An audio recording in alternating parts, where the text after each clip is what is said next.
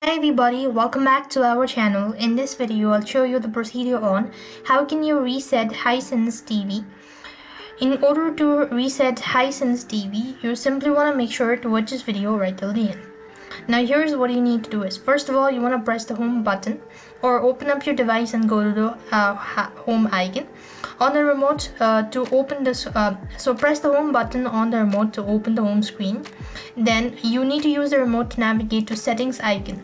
So when you locate settings, and what next you want to do is in the settings menu, use the remote to scroll down and go to support or maybe system. As you do it, so on the next field you could actually see this field where you want to go ahead and click on advanced system settings.